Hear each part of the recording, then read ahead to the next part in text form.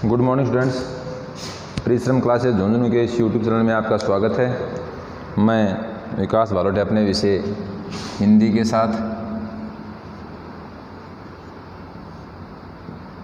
साथियों, बात की जाए तो ये जो भारी आपदाएं हैं ये दिन ब दिन बढ़ती जा रही हैं। कल शाम को एक नया नज़ारा देखने को मिला, शायद मैं मानता हूँ कि लगभग ने देख भी लिया होगा, और नहीं देखा तो मैं बताऊं कि जो टिड्डियों का दल अब तक इसकी चर्चा सुनी थी, इसके वीडियो देखे थे कि उस गांव में आ गया, उस गांव में आ गया। मैं आपको नज़दीकी होने के कारण बता सकता हूं, कल हमारे गांव में भी आ गया। इतना भयंकर था, इतना भयंकर कि अपन बात करें तो मधुमक्खियां जो होती हैं वो भी इनके आगे कम होती हैं, यानी दूरी बनाकर उड़ती हैं। और लगभग 2-2.5 किलोमीटर लगातार, किलोमीटर चौड़ाई और 2.5-3 किलोमीटर लंबाई, इतना भयंकर कि एक खेत में यानी 100 बीघा खेत में यदि इनको 5 मिनट का मौका मिल जाए तो मैं मानता हूँ बिल्कुल साफ कर देंगे उसको। तो जिम्मेदारी और खेती आजकल नहीं रही, इसीलिए आपको बार बार समझा रहे हैं, यदि पढ़ोगे तो आगे बढ़ोगे। अपने टॉपिक की बात करें, चलो ये तो प्राकृतिक आपदाएं हैं, आती रहेंगी, सबके साथ होता है। विशेषण की बात करते करते अपन ने बात की थी कि विकारी शब्द है। दूसरी बात की थी संज्ञा और सर्वनाम, इन दोनों की विशेषता को बताता है। इसके बाद अपन ने बात की थी विशेषण शब्द का आपको अर्थ ही पूछे तो वो भी होता है विशेषता बताना। अब विशेषण की परिभाषा पहले वीडियो में देख ली थी, उसके बाद अपन ने एक परिभाषा याद की थी प्रविशेषण की, और साथ ही अपन ने याद किया था विशेष्य, जिसे विशेषक भी कहते थे। इतना सारा अपन ने पहले वीडियो में पढ़ लिया था। अब इसी अपने टॉपिक को सुचारू लेकर चलें तो आज अपन बात करेंगे विशेषण के भेदों की। विशेषण के भेद जो होते हैं, यहाँ भी 2 तरह के क्वेश्चन आते हैं। देखो, एक तो पूछे विशेषण के भेद रचना के आधार पर, आपसे ये कहे कि रचना के आधार पर विशेषण के भेद बताओ, तो आप बताओगे 2। और आपको कहे कि विशेषण के भेद बताओ, विशेषण के कितने भेद होते हैं, तो आप बताओगे, मैं कल से समझा रहा हूँ, 4 और 5। यदि 4 ऑप्शन है तो 4 करेंगे, 5 है तो 5 करेंगे, दोनों है तो कोई सा भी करो, लेकिन मैं आपको ये कहूँगा कि 4 करना है। 5वां जो भेद है वो अपन पढ़ेंगे ज़रूर। रचना के आधार पर 2 भेद होते हैं, उसमें एक होता है उद्देश्य विशेषण और दूसरा होता है विधेय विशेषण। यदि आपको रचना का नाम नहीं दे और विशेषण के भेद पूछे तो 4 जो होते हैं उसमें पहला होता है गुणवाचक विशेषण, दूसरा होता है संख्यावाचक विशेषण, तीसरा जो होता है वो है परिणाम। परिणाम गलत है, इसीलिए मैंने आपको बता रहा हूँ, ये होता है परिमाण। एक होता है परिणाम और एक होता है परिमाण। परिमाण तो होता है नापतोल और परिणाम जो होता है वो होता है नतीजा। ऐसा शब्दयुगम में पूछा जाता है, परिमाणवाचक विशेषण। चौथा जो होता है सार्वनामिक, इसका दूसरा नाम पूछा जाता है, यानी क्वेश्चन आएगा वो सार्वनामिक नहीं से, वो आएगा संकेतवाचक। सार्वनामिक या संकेतवाचक विशेषण। और विशेषण का 5वां भेद जो आपको बुक वगैरह में शायद ही मिले, वो होता है व्यक्तिवाचक विशेषण। तो मैं ऐसा कोई प्रश्न नहीं डालूंगा कि आप व्यक्तिवाचक विशेषण को पक्का याद करो, लेकिन व्यक्तिवाचक विशेषण होता है इसका भी आपको पता होना चाहिए, क्योंकि परीक्षा में व्यक्तिवाचक विशेषण ऑप्शन आ जाए और हो न हो उस प्रश्न का उत्तर व्यक्तिवाचक विशेषण ही हो, और अपन ये मान लें कि व्यक्तिवाचक विशेषण तो होता ही नहीं, और ऐसे में आते आते प्रश्न को गलत नहीं करेंगे। गुणवाचक, संख्यावाचक, परिमाणवाचक, सार्वनामिक या संकेतवाचक और व्यक्तिवाचक। इसके बाद अपन बात करें तो संख्यावाचक के दो भेद होते हैं, एक होता है निश्चित संख्यावाचक और एक होता है अनिश्चित संख्यावाचक।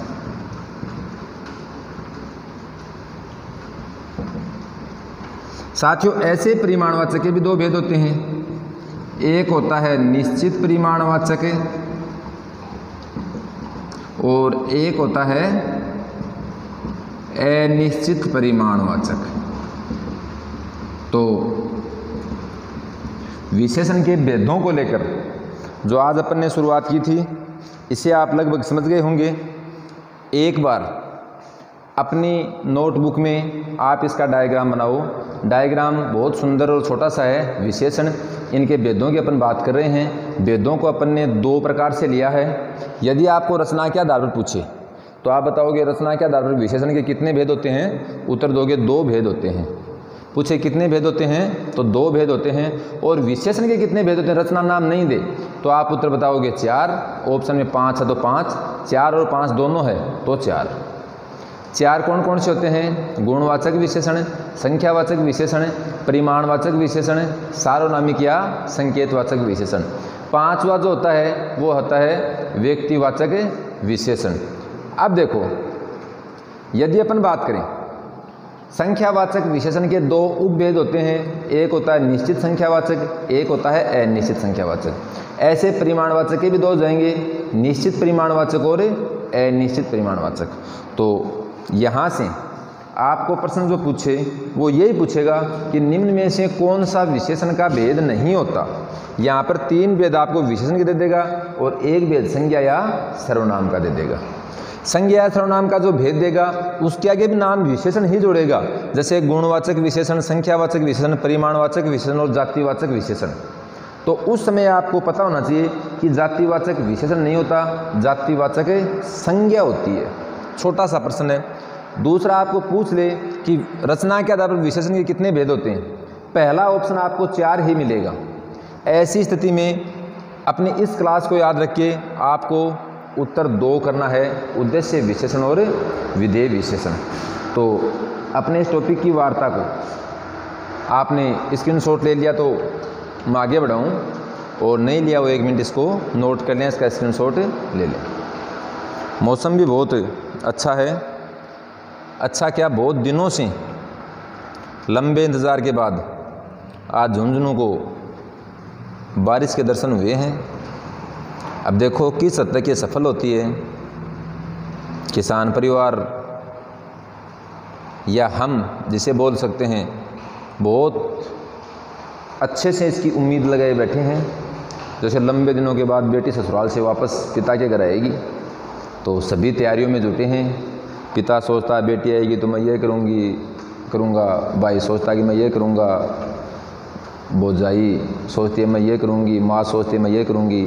लेकिन ये बारिश रूपी बेटी है, ये कितनी सफलता लेकर आती है, कितनी खुशियाँ देकर जाती है, ये अपन कह नहीं सकते। तो अपने बिंदु पर चलें। अपन बात कर रहे थे रचना के आधार पर विशेषण के भेद। 2 किए थे, एक था उद्देश्य विशेषण और एक था विधेय विशेषण। बिल्कुल ही जैसा नाम वैसा काम। देखो, संज्ञा या सर्वनाम, समझना इसे, संज्ञा या सर्वनाम की विशेषता बताएगा वो क्या कहलाएगा? विशेषण।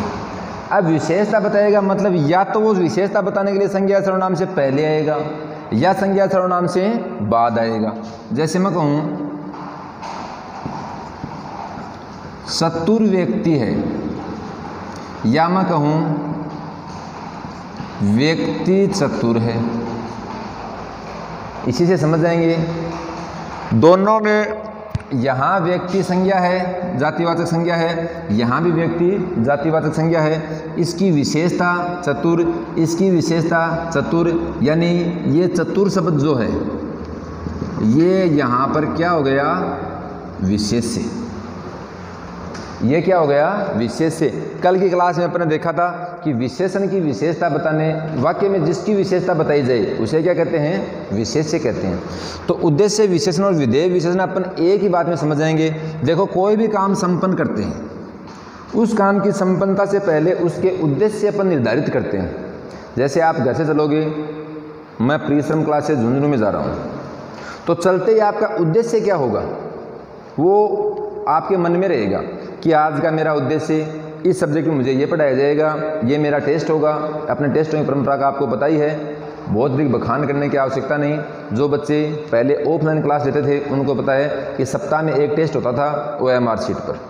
तो जैसे जिस दिन टेस्ट का आप टेस्ट वाले दिन आप चलोगे तो आपका उद्देश्य ये रहेगा कि आज मुझे टेस्ट में सबसे अधिक नंबर लाने हैं।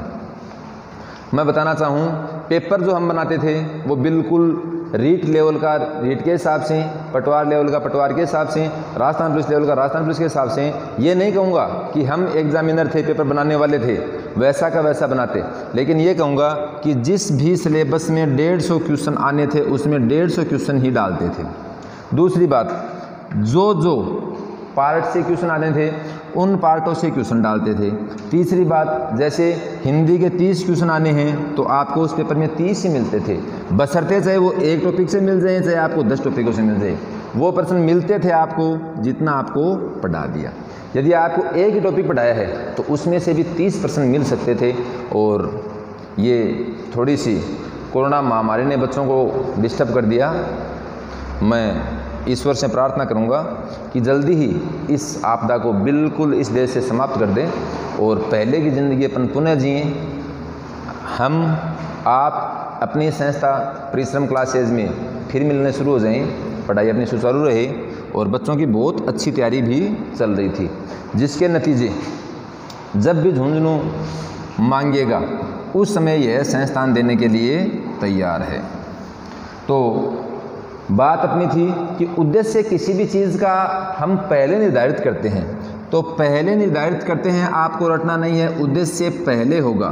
तो अपन परिभाषा लिख देंगे, यदि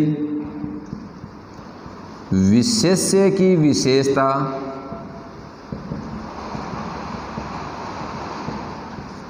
समझ गए, यानी इस विशेष्य को मैं कह सकता हूं संज्ञा या सर्वनाम।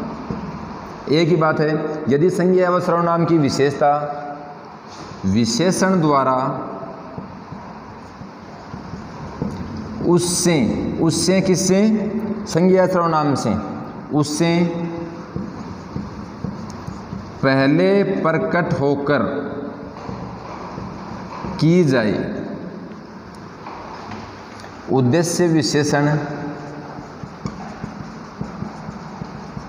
कहते हैं। साथियों, इस छोटी सी परिभाषा में समझ गए होंगे। यदि संज्ञा या सर्वनाम को क्या कहेंगे, विशेष्य, विशेष्य की विशेषता यानी संज्ञा सर्वनाम की विशेषता उस संज्ञा सर्वनाम से पहले लगकर प्रकट की जाए, क्या कहेंगे, उद्देश्य विशेषण कहेंगे। जैसे उन दोनों उदाहरणों को देखें, देखो ये यहाँ पर क्या है, संज्ञा, संज्ञा यानी विशेष्य, ये क्या है, विशेषण यानी विशेष्य की विशेषता। अब देखो पहले विशेष्य है या विशेषण है, पहले विशेषण है, विशेष्य क्या है बाद में, इसलिए ये उद्देश्य विशेषण का उदाहरण है। चतुर व्यक्ति है। यदि आपको विधेय विशेषण की परिभाषा पूछे तो अपन बता देंगे, यदि विशेष्य के बाद लगकर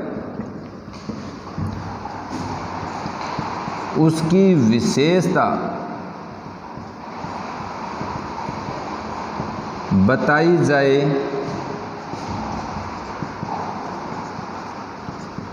विधेय विशेषण कहते हैं। यदि विशेष्य के बाद लगकर उसकी विशेषता बताई जाए, विधेय विशेषण कहते हैं। देखो विशेषता किसकी बता रहा है? व्यक्ति की। चतुर्थ शब्द क्या आ गया? बाद में। उदाहरण आप समझ गए होंगे, जैसे लिख देंगे, वही उदाहरण मैं लिखूं, व्यक्ति चतुर है। तो साथियों, उद्देश्य विशेषण और विधेय विशेषण जो कुछ एक के लिए नया बिंदु था, उसे लेकर आपके मन में किसी प्रकार का कोई डाउट नहीं होना चाहिए। बिल्कुल सरल सा है। यदि विशेषण की विशेषता स्वरूप विशेषण संज्ञा सर्वनाम से पहले आई तो पहले अपने निर्धारित क्या करते हैं? उद्देश्य। तो उद्देश्य विशेषण होता है, और बाद में आए तो विधेय विशेषण होता है। बहुत ज़ोरदार बारिश हो रही है, आप इसे नोट करें और बारिश का एंजॉय करें। बारिश के एंजॉय में गांव में पकौड़ी बनाते हैं, तो वो बना लें। और यहीं पर मैं आपको पकौड़ी का विग्रह तो बता दूं।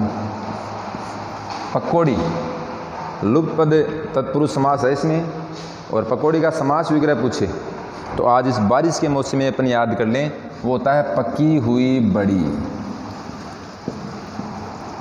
बारिश जाते गर्मी पड़ेगी, अपन खाना चाहेंगे रसगुल्ला, क्योंकि शादियों में तो बंद हो गए हैं, कहीं शॉप वगैरह से खरीद कर खा लेना, इच्छाओं को मत मारना।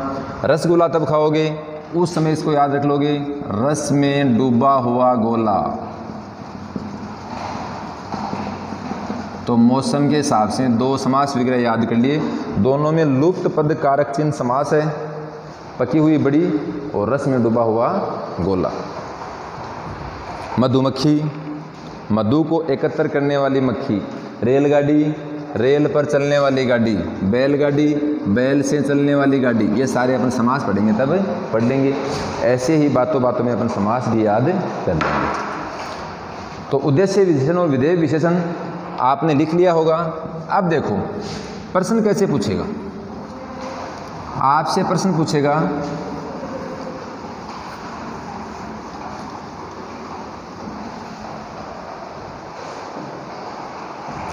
पहला ऑप्शन मैं आपको कहूं,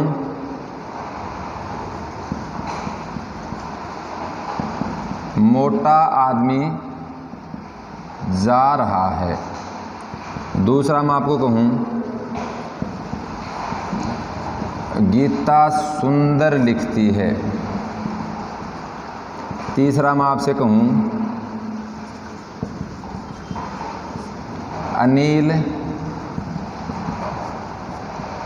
कमज़ोर है। और चौथा मैं आपसे कहूं, सभी। यहाँ पूछें उद्देश्य विशेषण का उदाहरण है, तो देखो गीता संज्ञा सर्वनाम, यहाँ विशेषता भले लिखने की होगी, लेकिन इससे पहले कुछ भी नहीं आया। कमज़ोर, अनिल बाद में, आदमी विशेषता क्या है? मोटा। उत्तर कर देंगे मोटा आदमी जा रहा है। तो मैं मानूं यदि उद्देश्य विशेषण और विधेय विशेषण का आपसे प्रश्न पूछे तो आप किसी भी शर्त पर उसे गलत नहीं करोगे। एक बार फिर दोहराऊं, यदि संज्ञा या सर्वनाम की विशेषता उससे पहले लगकर बताई जाए तो उद्देश्य विशेषण, और संज्ञा और सर्वनाम की परिभाषा उसके बाद लगकर बताई जाए तो विधेय विशेषण। रचना के आधार पर विशेषण के दो भेद हैं, उद्देश्य विशेषण और विधेय विशेषण। तो उद्देश्य विशेषण और विधेय विशेषण नामक जो अपना बिंदु था विशेषण में, ये यहीं पूरा हुआ। अब अपन बात करेंगे विशेषण के भेदों की। विशेषण के भेदों की बात करें तो भेदों की बात करने से पहले मैं आपको कुछ एक प्रत्यय याद करवाना चाहूँ, और वो प्रत्यय हैं एक, इन, ये, अनिये, किए। इल, इला, इयल। आवना, अक्कड़, आलू, आलू, साली, हीन, मान, वान, मति, वती, शील, वाला। आप इसे याद करोगे और याद करोगा दादी का गीत की जो दादी ने गीत गाता गाता 60 साल होगी, 70 साल होगी, पर कोई ब्याह सगाई आओगी रात जुगाओगो ना, पहले यहाँ पर गीत तो जुगाने लग जाएगी। और जुगाना को मतलब क्या है कि नाम को नहीं, मतलब ये है कि अगर कोई नाम छूट रहे है भी गीत को बदाओगो, नाम छूट रहे तो अभी दोबारा याद कर लेगी। यहाँ आपके लिए इम्पोर्टेंट है गुणवाचक विशेषण शब्दों का निर्माण करने वाले प्रत्यय।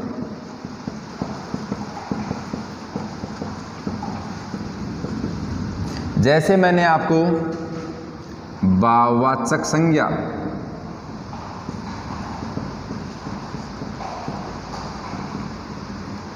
शब्दों का निर्माण करने वाले प्रत्यय भी बताए थे, वो कौन कौन से थे? ता, त्वे, ये, पन, आस, आई, आवा, आपा, आटा, इम्मा, ईयत, दारी और ई। एक था, दो कौन से रह गए? याद करो, दो प्रत्यय और रह गए, वो कौन से थे? 2 मिनट का टाइम है आपके पास। वो थे आहट और आवट। मैं अधिक तो नहीं कह सकता, लेकिन जो लेवल की परीक्षा होती है विशेष तौर से SI, Patwar, REET, second grade, first grade या और संबंधित फॉरेस्ट वगैरह की जो परीक्षाएं जिसमें हिंदी आनी होती है, वहाँ इनमें से 1% पक्का पूछता है। ये प्रत्यय याद करोगे आपके अनेक फायदे होंगे। पहला फायदा, उपसर्ग प्रत्यय पढ़ोगे उस समय आपको प्रत्यय पहचानने में दिक्कत नहीं आएगी, यानी 20-25 प्रत्यय आप आज ही पहचान चुके। दूसरा फायदा कि यदि यहाँ से प्रश्न आएगा, देखो प्रश्न कैसे आएगा कि निम्न में से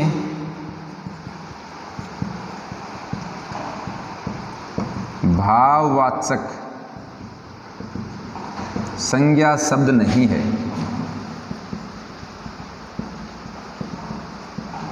पहला मैं ऑप्शन दूं आपको धार्मिक, दूसरा अपना ऑप्शन दूं सौंदर्य, तीसरा मैं ऑप्शन दूं मिठास, और ऐसे चौथा ऑप्शन मैं आपको दे दूं सभी भाववाचक हैं। यदि आपके प्रत्यय याद नहीं है तो आइश्वर मैं मानता हूं आपका उत्तर होगा सभी भाववाचक हैं।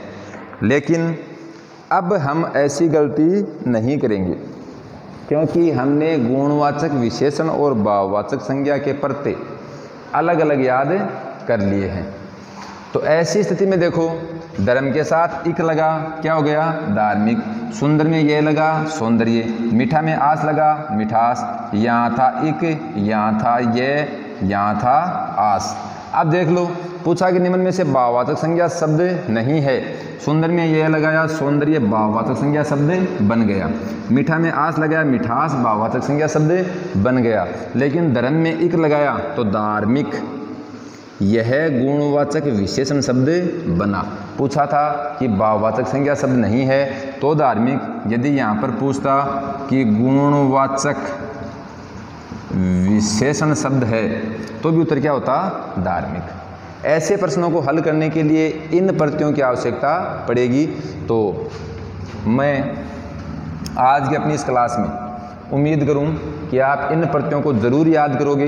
याद रखने का कोई शॉर्टकट तरीका नहीं है, कोई ट्रिक नहीं है। ट्रिक यही है कि पढ़ोगे 5-5 के युग में इक, इत, इन, इय, अनिय, इल, इला, इयल, आवना, अकड़, आलू, आलू, साली, हीन, मान, वान, मती, वती, शील वाला।